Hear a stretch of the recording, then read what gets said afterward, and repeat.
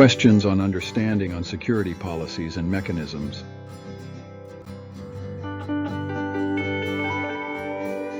Exam question for preparing students for exit exam. Learn by questions and answering. Please subscribe, like, and share for friends in other university. Test yourself by answering the questions. What is the primary purpose of a security policy within an organization? A. To prevent all types of cyber attacks. B. To outline guidelines and rules for protecting assets and information. C. To detect and mitigate security incidents. D. To ensure absolute confidentiality of all data. A security policy is a set of rules and guidelines that define how an organization will protect its information assets. It aims to establish a framework for consistent and coordinated security efforts, ensuring that all aspects of information, including data, systems, personnel, and physical resources, are protected. Option A, to prevent all types of cyber attacks, is an unrealistic goal. While security policies can help reduce the risk of cyber attacks, it is impossible to completely eliminate them. Option C, to detect and mitigate security incidents, is an important aspect of a security policy, but it is not the primary purpose. Detection and mitigation are reactive measures, whereas a security policy is proactive, aiming to prevent incidents from happening in the first place. Option D, to ensure absolute confidentiality of all data, is another unrealistic goal. As data is increasingly stored and transmitted electronically, there will always be a certain level of risk of data breaches. A security policy can help to reduce this risk, but it cannot guarantee absolute confidentiality. Therefore, the most accurate answer is option B, to outline guidelines and rules for protecting assets and information. A security policy provides a foundation for consistent and effective security practices, establishing clear expectations for employees, and guiding the organization's approach to information security. Question number 2. Which security policy focuses on specifying the acceptable use of organizational resources by employees? A. Access control policy. B. Data encryption policy. C. Acceptable use policy. D. Incident response policy. The security policy that focuses on specifying the acceptable use of organizational resources by employees is the C. Acceptable use policy. An acceptable use policy outlines the rules and regulations for employees' use of organizational IT resources. It defines what is considered acceptable and unacceptable behavior, establishes consequences for violations, and helps protect the organization's assets and data from misuse.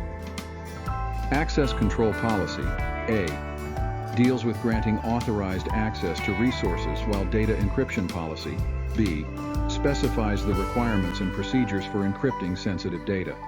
Incident response policy, D, outlines the steps for handling security incidents, such as cyber attacks or data breaches. Therefore, the acceptable use policy specifically addresses employee behavior and the appropriate use of organizational resources, making it the most relevant choice. Question number 3. Which access control mechanism authenticates users based on physical characteristics like fingerprints or retinal patterns? A. Role-based access control. B. Mandatory access control. C. Biometric authentication. D. Discretionary access control.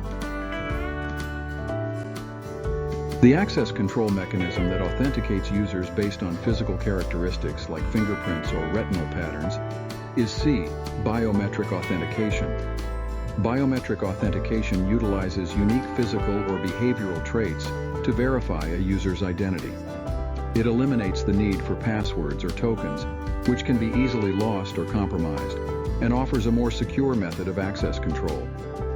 Common biometric methods include fingerprint scanning, facial recognition, iris scanning, and voice recognition. Role-based access control, A, defines access privileges based on a user's role within an organization.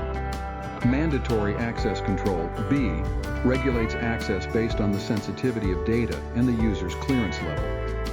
Discretionary access control, D, utilizes access control lists, ACLs, to control access permissions based on ownership of data or resources. Therefore, biometric authentication is the specific access control mechanism that relies on physical characteristics for user identification.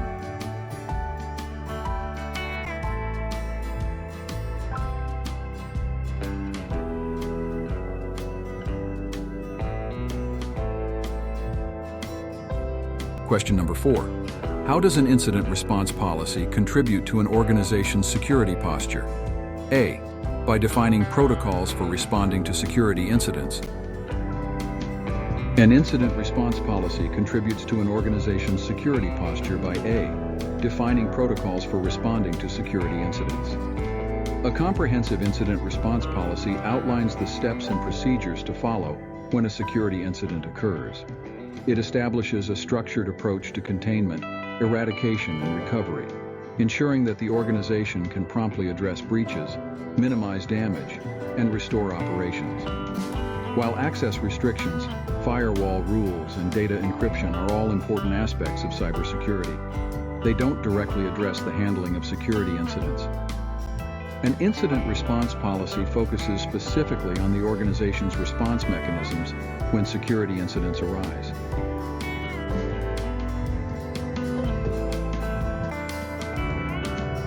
Question number 5. How do access control lists, ACLs, contribute to enforcing security policies?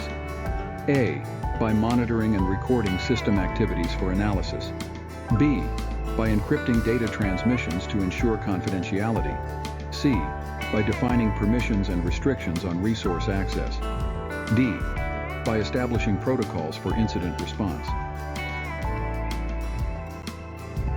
Access control lists, ACLs, contribute to enforcing security policies by C, defining permissions and restrictions on resource access. ACLs are sets of rules that govern which users or devices can access specific resources, such as files, networks, or services. They play a crucial role in implementing security policies by enforcing access restrictions based on the sensitivity of data and the identity of users. While monitoring and recording system activities, A, and encrypting data transmissions, B, are valuable security measures. They don't directly involve controlling access permissions.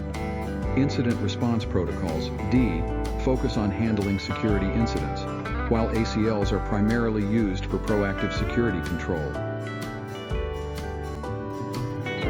Question number 6. What is the primary role of intrusion detection systems, IDS, in a security framework? A, to prevent unauthorized access to organizational resources. B, to monitor and detect suspicious activities or policy violations.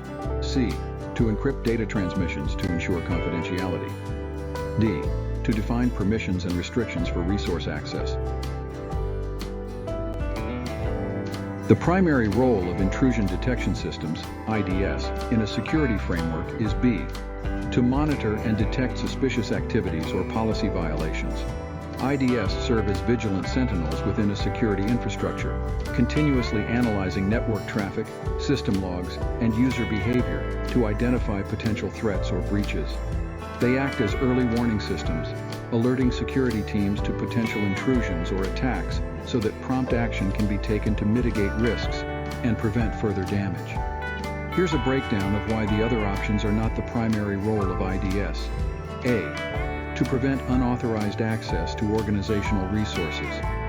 While IDS can contribute to preventing unauthorized access by detecting intrusion attempts, their primary focus is on detection and alerting, not active prevention. Firewalls and access control systems are more directly responsible for access prevention. C, to encrypt data transmissions to ensure confidentiality. Encryption is a separate security measure that safeguards data confidentiality during transmission. It's not a core function of IDS. D, to define permissions and restrictions for resource access. Access control mechanisms like ACLs, access control lists, and RBAC, role-based access control, are responsible for defining access permissions, not IDS. Therefore, the primary role of IDS is to serve as a watchful eye, identifying potential threats and sounding the alarm to enable timely intervention and response. Question number 7. What role does backup and recovery policies play in ensuring information security? A. Defining protocols for responding to security incidents. B. Outlining procedures for data backup and recovery to ensure business continuity. C. Governing remote access to organizational resources. D. Detailing measures to secure network infrastructure. The role of backup and recovery policies in ensuring information security is primarily through B. Outlining procedures for data backup and recovery to ensure business continuity. While the other options might contribute to information security in some way, they are not the main function of a backup and recovery policy. A. Defining protocols for responding to security incidents. This falls under the domain of an incident response policy, which focuses on handling breaches and minimizing damage. C. Governing remote access to organizational resources. Access control mechanisms like ACLs and RBAC handle this aspect of security. D. Detailing measures to secure network infrastructure.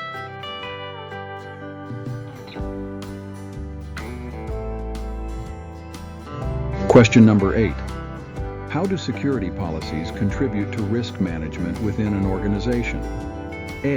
By preventing all possible security breaches. B. By establishing protocols to mitigate vulnerabilities and threats. C. By solely focusing on compliance with industry standards. D. By monitoring employee activities on company networks. While some elements of your options contribute to risk management, the most accurate answer is B. By establishing protocols to mitigate vulnerabilities and threats. Here's why. A. Preventing all possible security breaches is an unrealistic goal. No security policy can completely eliminate risk, but a good one can significantly reduce it. C. Solely focusing on compliance with industry standards is important for meeting certain regulations, but it may not address all the specific risks faced by an organization. D. Monitoring employee activities can be part of a security policy, but it's only one aspect of risk management. A comprehensive policy will address a wider range of vulnerabilities and threats. The primary purpose of a security policy is to define procedures and controls to protect an organization's assets and information. This includes identifying and assessing risks. Security policies are informed by risk assessments that identify potential threats and vulnerabilities. Implementing controls. Based on the identified risks, policies outline specific controls such as access control, data encryption, and incident response procedures to mitigate threats and reduce their impact. Raising awareness. Security policies educate employees about security risks and acceptable use of resources, promoting responsible behavior and reducing insider threats. Monitoring and updating. Security policies are not static documents but should be reviewed and updated regularly to reflect changes in the threat landscape and the organization's operations. Question number 9. What is the primary function of a virtual private network, VPN, in an organizational security setup? A. Monitors and logs system activities for auditing purposes. B. Establishes secure connections for remote users or networks over the internet. C. Prevents unauthorized access to the network through firewalls. D. Encrypts sensitive data for secure transmission.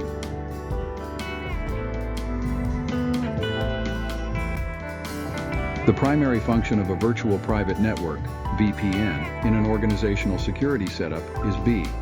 Establishes secure connections for remote users or networks over the internet. Here's a breakdown of why the other options are not the primary function of a VPN. A. Monitors and logs system activities for auditing purposes. This is a function of security information and event management, SIEM systems, not VPNs. C. Prevents unauthorized access to the network through firewalls. Firewalls are network security devices that control incoming and outgoing traffic. not VPNs. D. Encrypt sensitive data for secure transmission. While VPNs do encrypt data in transit, their primary function is to create secure tunnels, not just encrypt data. Here's how VPNs establish secure connections. Tunneling. A VPN creates a virtual tunnel over a public network, like the internet, to connect remote users or networks to a private network. This tunnel encrypts all traffic passing through it, making it unreadable to anyone intercepting it. Encryption. VPNs use strong encryption protocols to protect data as it travels through the tunnel. This ensures that even if someone manages to intercept the traffic, they won't be able to decipher its contents. Authentication. VPNs require users to authenticate themselves before they can access the private network. This helps to prevent unauthorized access and ensures that only authorized users can connect. Benefits of using a VPN in organizational security. Secure remote access. Employees can securely access corporate resources from anywhere, even public Wi-Fi networks, without risking data exposure. Protection against eavesdropping. VPNs protect sensitive data from being intercepted by third parties while in transit. Enhanced privacy. VPNs mask users' IP addresses and online activities, making it more difficult for websites and third parties to track them. Secure branch office connectivity. Organizations can securely connect branch offices to the main network over the internet, extending the private network's security benefits. Question number 10. What aspect of security policies involves safeguarding physical assets, facilities, and equipment from unauthorized access or damage? A. Data classification policies. B. Physical security policies. C. Encryption policies. D. Access control policies.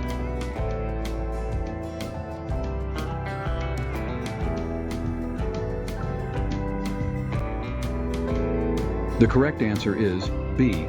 Physical security policies.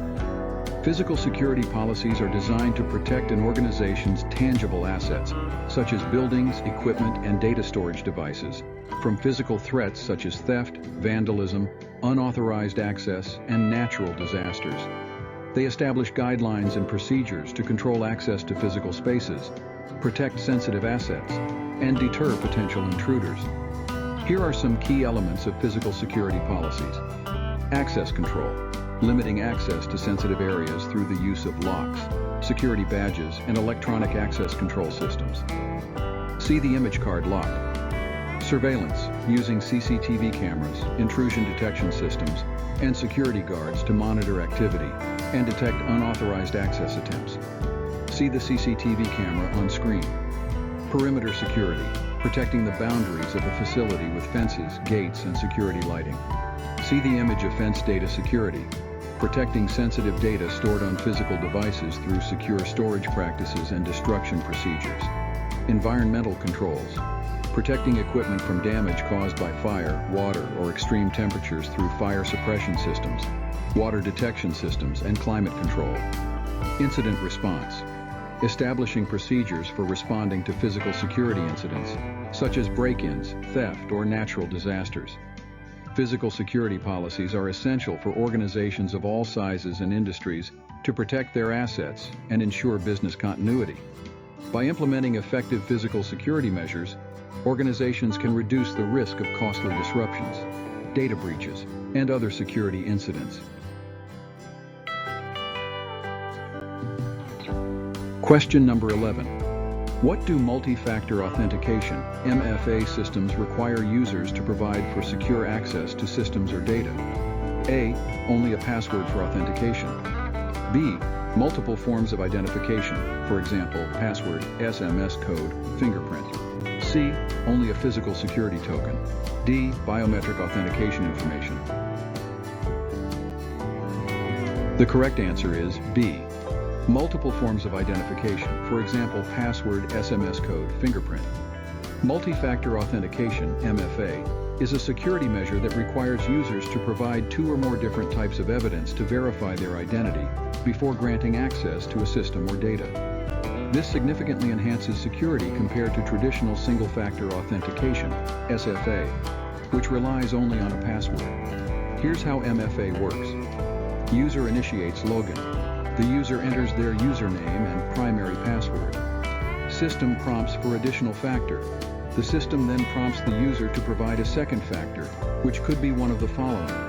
Knowledge-based, something the user knows, such as a PIN, security question answer, or one-time code sent via SMS or email. Possession-based, something the user has, such as a physical security token or smartphone app that generates codes. Inherence-based, something the user is, such as a fingerprint, facial scan, or voice print. Verification and access. The system verifies the additional factor and, if successful, grants access to the user. Benefits of MFA. Stronger security. MFA makes it much harder for attackers to gain unauthorized access, even if they have stolen a user's password. Reduced risk of phishing attacks. Even if a user is tricked into entering their password on a fake website, MFA can prevent the attacker from gaining access without the second factor. Compliance with regulations. Many industry regulations mandate MFA for protecting sensitive data. Common MFA factors. Passwords. The most common factor, but also the most vulnerable to attacks. One-time codes. Codes sent via SMS, email, or generated by an app. Security tokens. Physical devices that generate codes or store cryptographic keys. Fingerprints. Unique identifiers that are difficult to replicate. Facial scans. Another unique biometric identifier. Voice prints. Biometric authentication based on voice patterns. Question number 12. Which policy guides the use of mobile devices? Outlining security measures for bring your own device, BYOD scenarios. A. Encryption policies. B. Physical security policies. C. Mobile device policies. D. Incident response policies.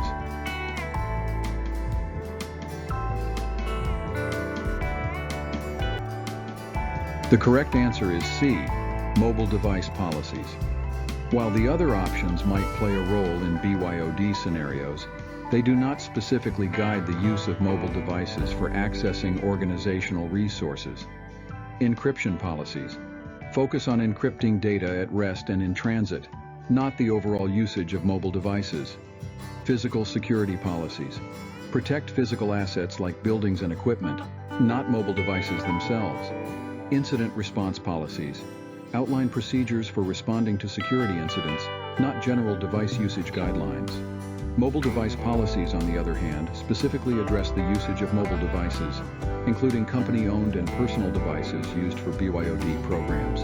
They outline security measures for various aspects like device registration and approval, establishing a process for registering and approving devices for accessing organizational data, password and authentication requirements, specifying strong password requirements and additional authentication factors for accessing sensitive data, application security, defining approved and prohibited applications allowed on devices used for work, data security, implementing measures to protect data stored on mobile devices like encryption and remote wipe capabilities, acceptable use, defining responsible and secure usage of mobile devices for work purposes, monitoring and compliance, monitoring device activity for potential security violations, and ensuring compliance with policy guidelines.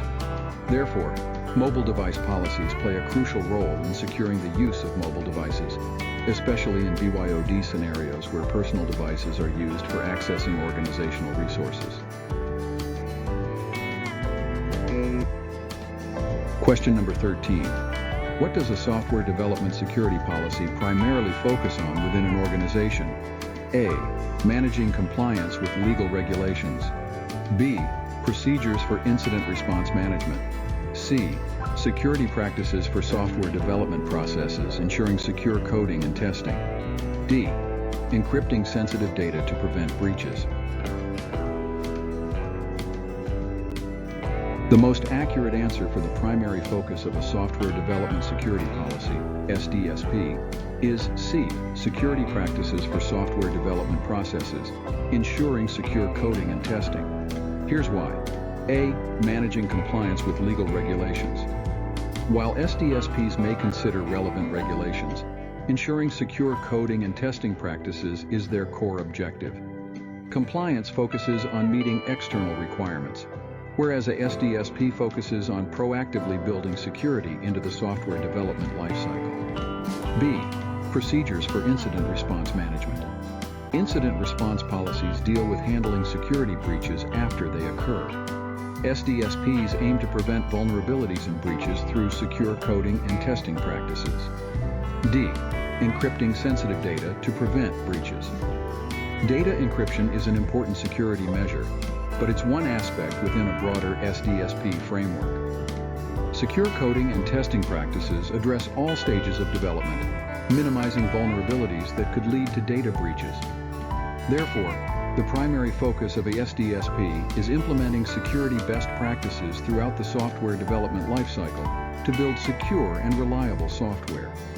This includes secure coding practices like vulnerability awareness, input validation, and secure libraries, as well as robust security testing methodologies. By embedding security into the development process, organizations can significantly reduce the risk of vulnerabilities and potential breaches. While the other options play a role in overall security, they are not the primary focus of a SDSP, which specifically addresses security within the software development process itself. Question number 14. What is the purpose of a data classification policy? A. To restrict access to sensitive information. B. To specify encryption algorithms for data protection. C. To define levels of sensitivity and handling of organizational data. D. To identify potential security threats. The purpose of a data classification policy is C. To define levels of sensitivity and handling of organizational data. Here's a breakdown of why the other options are not the primary purpose. A. To restrict access to sensitive information. Data classification is a foundation for access control, but it's not the sole purpose. It categorizes data based on sensitivity, guiding appropriate security measures, of which access control is one. B. To specify encryption algorithms for data protection. Encryption is a security control often used to protect sensitive data, but data classification itself doesn't specify encryption algorithms. It informs which data requires encryption and the appropriate level of protection. D. To identify potential security threats. Threat identification is part of risk assessment, not the core purpose of data classification. It focuses on understanding the value and sensitivity of data to determine appropriate safeguards. Key elements of a data classification policy. Categorizing data. Defines different levels of sensitivity. For example, public, internal, confidential, restricted, sensitive personal information. Labeling and handling. Establishes procedures for labeling data with its classification and handling instructions. Storage and transmission. Specifies appropriate storage methods and security measures for different data types. Access controls. Guides access restrictions based on sensitivity levels, ensuring only authorized individuals can access sensitive data. Retention and disposal. Defines how long data should be retained and outlines secure disposal methods when it's no longer needed. Benefits of data classification. Prioritized protection. Focuses resources on protecting the most sensitive data. Compliance with regulations. Many privacy laws mandate classifying and protecting sensitive data. Reduced risk of breaches. Minimizes the likelihood of unauthorized access or exposure. Enhanced data management. Improves data organization and facilitates retrieval. In summary, a data classification policy serves as a blueprint for understanding and managing different types of data within an organization, ensuring appropriate security measures are in place to safeguard sensitive information. Question number 15. Which security policy ensures that employees understand their responsibilities and consequences related to protecting sensitive information? A. Incident response policy. B. Data loss prevention policy. C. Security awareness and training policy. D. Bring your own device, BIOD policy. The security policy that ensures employees understand their responsibilities and consequences related to protecting sensitive information is C. Security awareness and training policy. Here's why the other options are not the best fit. A. Incident response policy. This policy outlines procedures for handling security incidents after they occur, not educating employees about their general responsibilities in protecting information. B. Data loss prevention policy.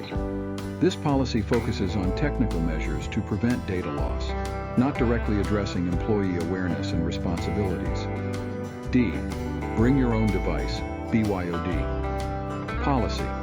This policy is specific to using personal devices for work and focuses on device usage and restrictions, not general information security awareness. A security awareness and training policy plays a crucial role in educating employees about identifying sensitive information, recognizing different types of confidential data, and classifying them appropriately. Security best practices. Following secure handling procedures for accessing, storing, transmitting, and disposing of sensitive information. Reporting of security incidents. Understanding when and how to report suspicious activity or potential breaches. Consequences of non-compliance. Knowing the potential disciplinary actions for violating information security policies.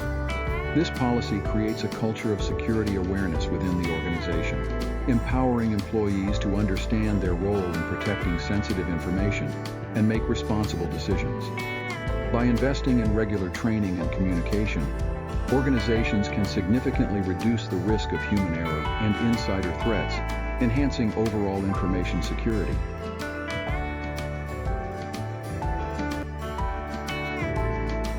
Please subscribe, like, and share for friends in other universities.